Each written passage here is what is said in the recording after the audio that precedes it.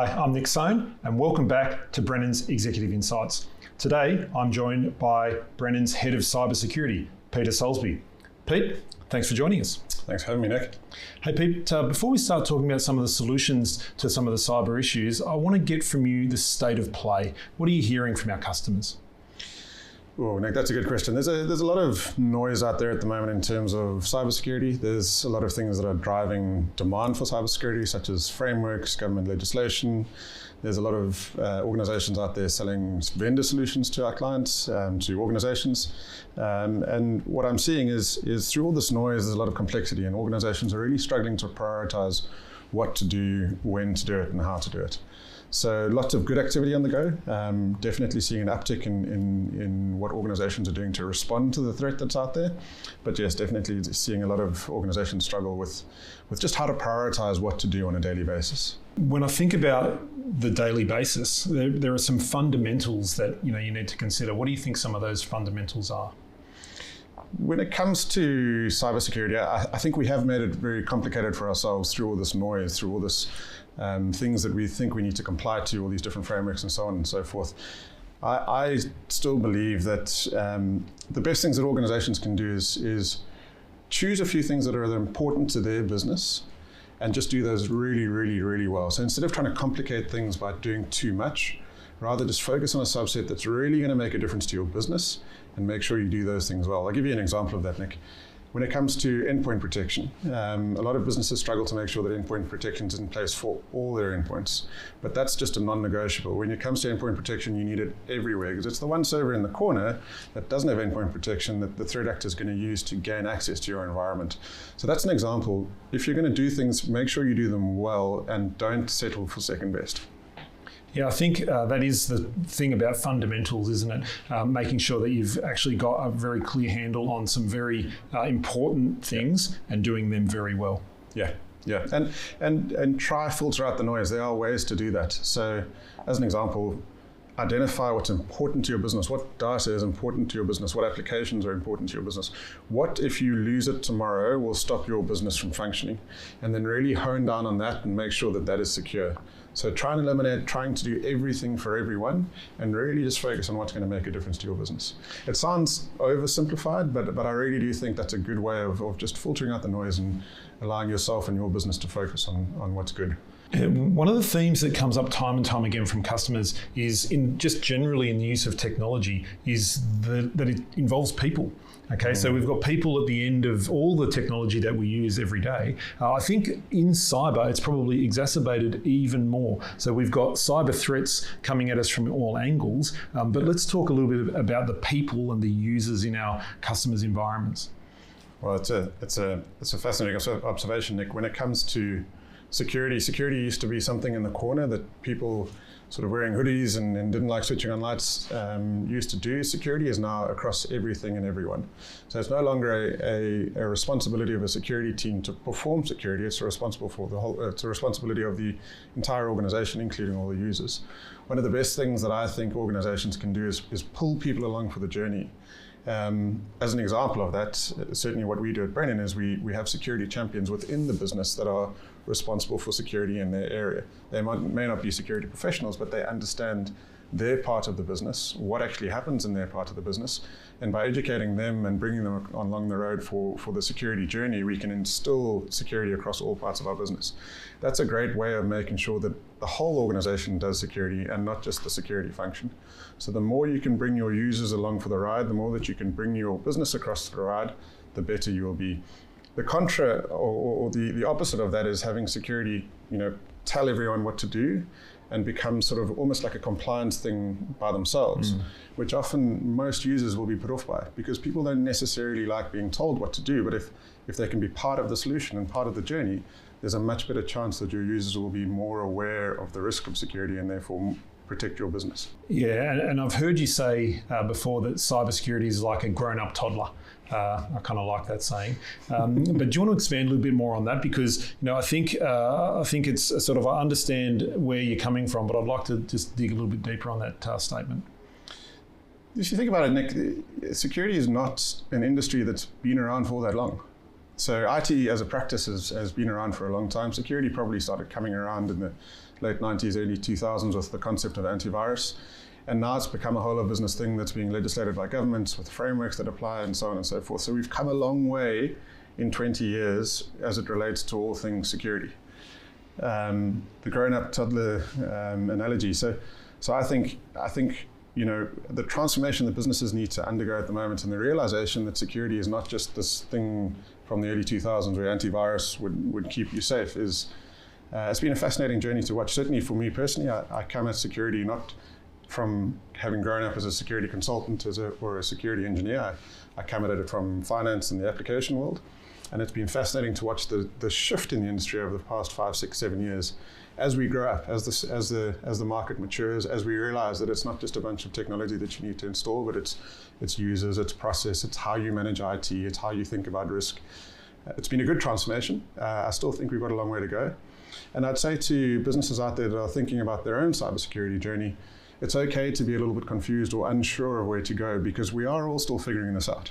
We are on a journey, and there's no sort of gold standard that'll protect you as a business. So it's okay to feel a little bit uneasy about what to do and how to do and when to do it as we mature as an industry. Yeah, and look, I think talking about that maturity, we see there are various frameworks that are being released by various different government and non-government agencies. So we've got Essential 8, NIST, DISP. There's a whole range of things that organisations could align themselves to. What's your advice on when you're considering where you should be aligned and how to go about that? So the first thing that you need to do when it comes to compliance to any framework or selecting a framework, starting at that step one, is think about, again, what's important to your business. It's no good selecting a framework because someone said so or because it's popular, or you have to consider a framework or many different frameworks and whether or not they're actually going to shift the dial for your business. So ISO is very different to Essential 8, and Essential 8 is very different to NIST. NIST is very different to SOCI, and so on and so forth. So all these different frameworks, they have a place. I love a framework because it gives you a North Star. It gives you a guiding principle of what good looks like, and you can work towards something that is understandable, that is achievable, and so on and so forth. But you always have to bring it back to what's important for your business. Complying to a framework for the sake of the framework itself or for the sake of compliance may not necessarily make you more secure as a business. So think about the business requirements and apply that to the framework, as opposed to thinking about the framework and applying that to the business. Yes, I think what you're saying there is you have to take a risk-based approach and an outcome-based approach based on your business strategy. Correct. And Nick, I'd say it's the same for frameworks, for audits, for, as an example, the results of penetration tests. You always got to bring it back to what's important for you as a business. I've seen too often, as an example, audits get done and people get extremely busy making sure that any audit findings are rectified, and that becomes the focus of the business, not doing cyber for the sake of protecting the business, but doing uplift for the sake of complying to the audit findings. That may not put you in a better place. So again, and I know I'm saying this a bit, but applying a business lens or applying you understand your business best. The security practitioners can help you understand security and the security landscape. When it comes to your business, that's your role. Applying whatever a security professional is telling you, or applying a framework, or applying whatever it is back to your business, the way you interpret that, the way you apply that to your business, I think is key to make sure that you don't do security for the sake of compliance, or comply to framework for the sake of making sure that audit findings disappear. You always have to bring it back to what's important to the business. Yeah, look, and talking about that, we see the threat landscape internationally has escalated quite significantly in the last couple of years. We've seen some very high-profile activity here in Australia and overseas. When you think about all the statistics, and I know that you're well-read in this subject, where do you think the big-ticket items are? Is it end users? Is it unmanaged devices and services? What are the big open items that people have to worry about? The big open items comes back to doing, to be quite frank, doing the basics right. So there's some very advanced cybersecurity capabilities that you can bring to bear.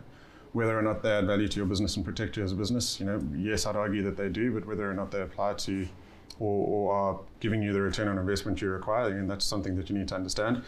A lot of the incidents, certainly that we've seen as a business that I've worked on, is it comes back to a device that's unpatched. It comes back to multi-factor authentication that's not in place. It comes back to a user clicking on the link. you'd think that we've moved past that as businesses and users, but unfortunately, users are ultimately still our weakest link as well as our greatest asset.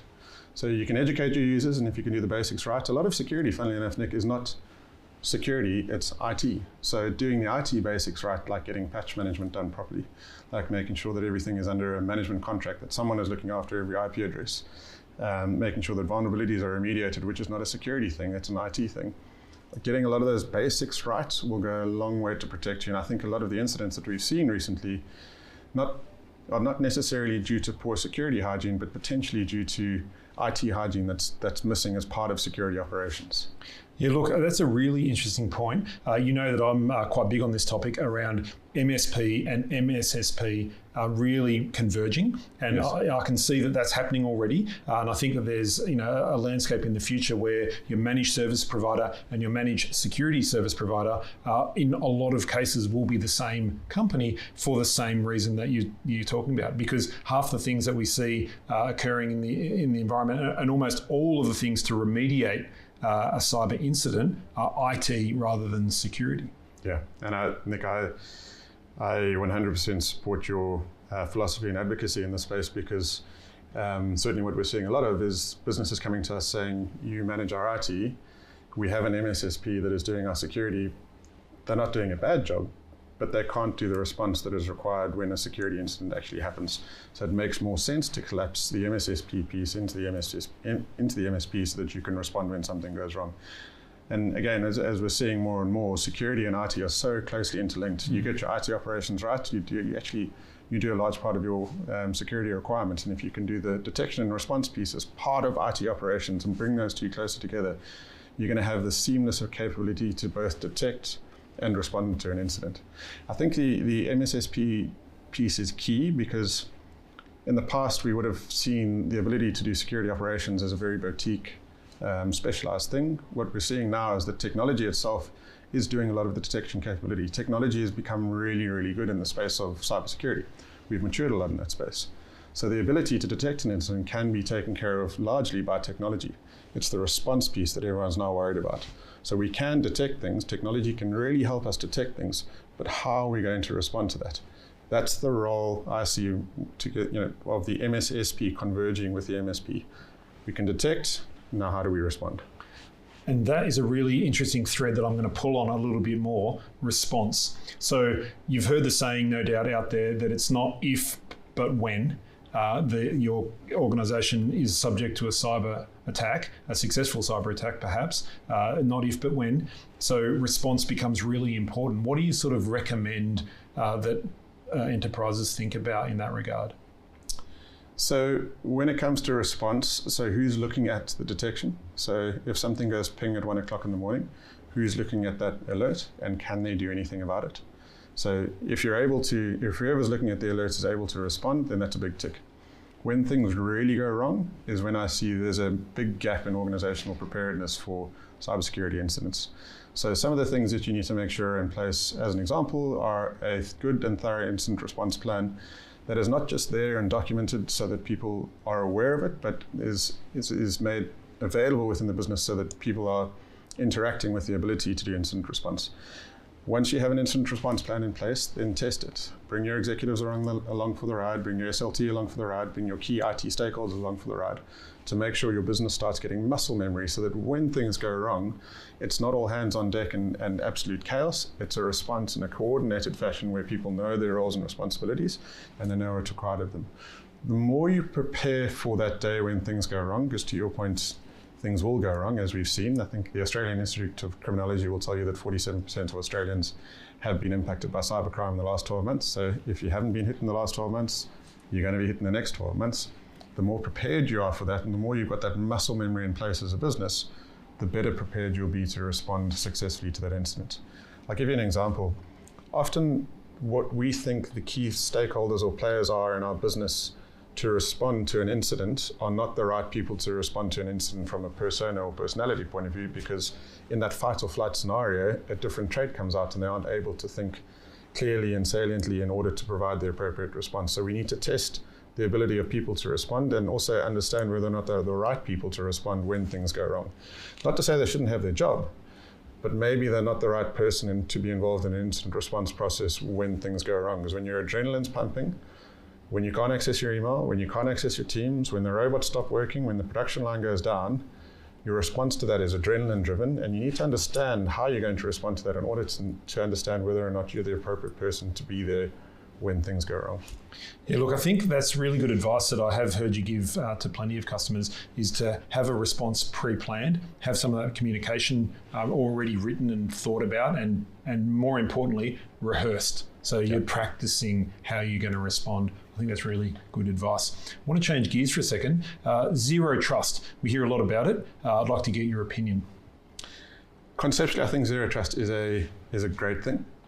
The idea of least privileged or not having access to things that you don't need to have access to in order to do your job, I think is a fundamentally good principle. My call out to organizations that are considering zero trust and applying zero trust in their business is that it's not a product or a technology that you can buy.